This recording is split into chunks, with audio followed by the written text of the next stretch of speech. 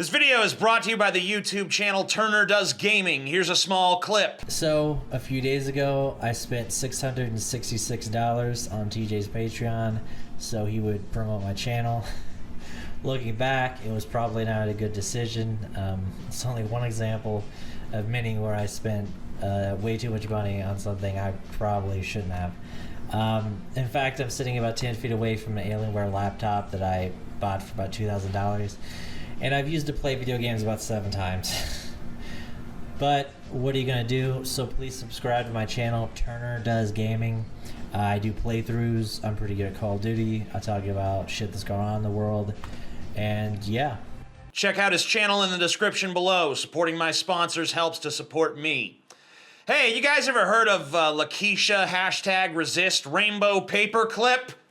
Oh, she's fucking great. She's got a big meatball on top of her head, and she tweets awesome stuff like, "White people? Y'all need to take a back seat now. Y'all need to listen before speaking. The future belongs to POC, people of color. #BLM, #Unite Blue, #resist." That's her pinned tweet. So she's really quite proud of it. Sort of like a dumb dog that's proud of shitting on your carpet the first day you bring it home. I'm just gonna take some of her wisdom to heart, though. Before I really get into this video, let's listen to a person of color speak. It's wrong for me to speak first as a white person, and I need to take a back seat. Fuck bitches, get money.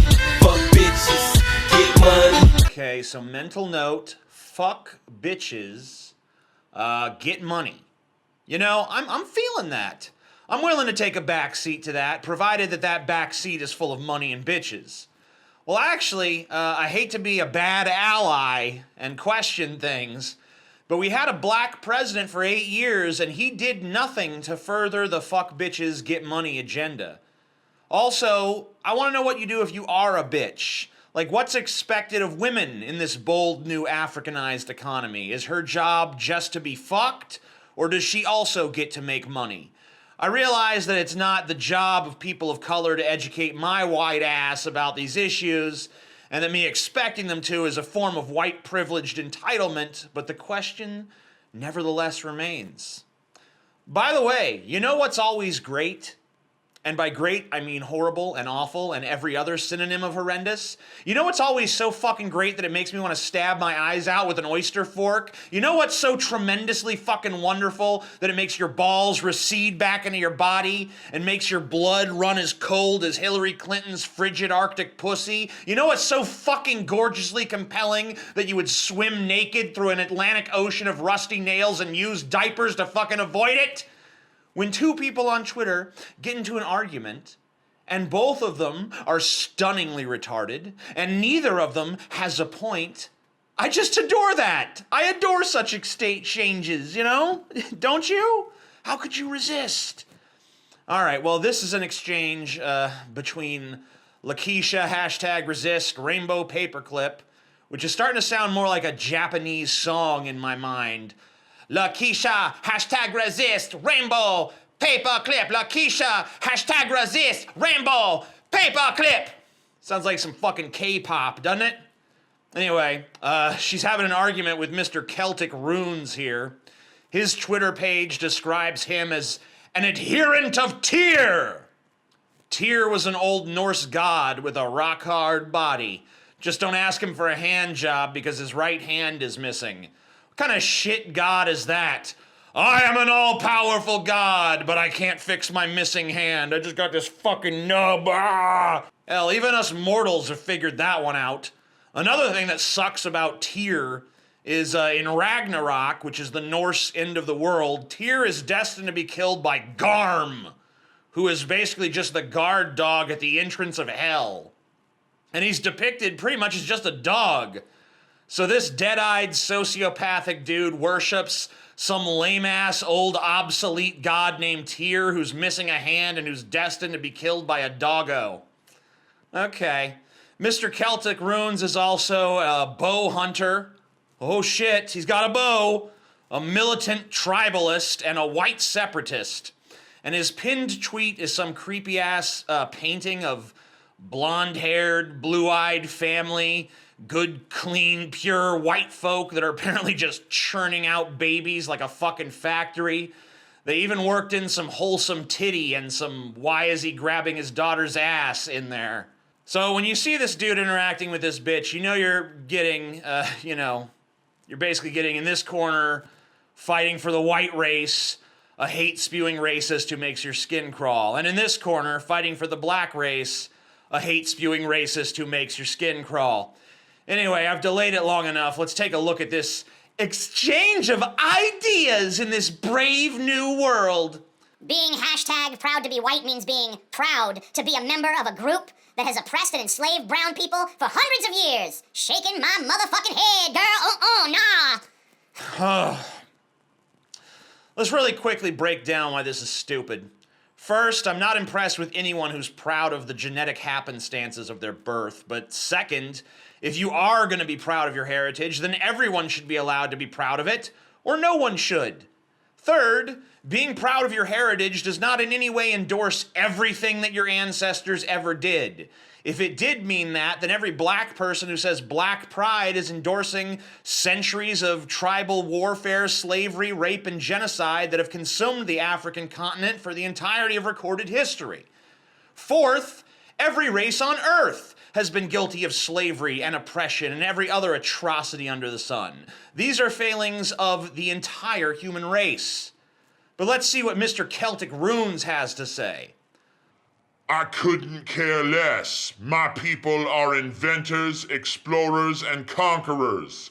What have your people done? Hashtag proud to be white. He attaches the following image. It says, People perplexed by the rise of white nationalism should not be. After 30 years of identity politics demonizing whites, people are fed up. Hashtag MAGA. A race of creators, explorers, conquerors. Too bad we aren't a race of spellers because conquerors is misspelled there. So first of all, black people aren't creators. They created jazz, the blues, rock and roll, hip hop. I'm not the biggest fan of all those genres, but all of them contain some pretty tremendous works. If you go to the African section of an art museum, it isn't empty. You'll find sculptures and paintings and ornately decorated fabrics and furniture and masks and all sorts of neat shit. So whether you like black art or not, to act like it just doesn't exist is absurd. Second of all, black people aren't explorers. If they weren't, then white people wouldn't exist. In fact, no people would exist. The original humans came from Africa, and their skin was dark. From there, we spread all about the planet. If black people weren't explorers, then the human race never would have flourished or diversified to the extent that it has. Third of all, black people aren't conquerors. I mean, why you think being a conqueror is a good thing in the first place should raise eyebrows, but setting that aside, of course black people have conquered enemies. That's how the slave trade in Africa started in the first place. Two tribes at war, and if one tribe conquered the other, the survivors of that defeated tribe became slaves. And those slaves were eventually sold to white men as chattel. That's how the slave trade started here in America. So that's my response to Mr. Celtic Runes, but let's see Lakeisha hashtag resist rainbow paperclips response. Imagine believing white people aren't inferior to people of color. Laughing face, laughing face. Isn't it kind of beautiful to see two people in a conversation wherein they're both the exact same kind of stupid, but they can only see it in each other and not within themselves? Another great tweet from Lakeisha.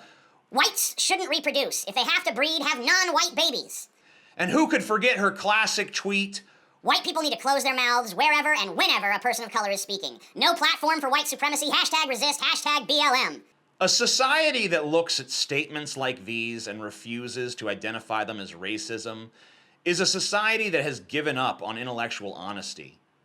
Lakeisha's feelings on white people are that we are an inferior race, that we should not be allowed to reproduce, and that our opinions should not be heard or considered, all because of the color of our skin. We're told that in order for racism to exist, there must be societal oppression. We are also told that we need to give people like Lakeisha as much deference as possible. Well, if we do that, then we're standing aside to let her create a society where we can't speak, we can't breed, and we're considered inferior to all other races. What is that society if not a society of oppression based on race? And what is that if not racism?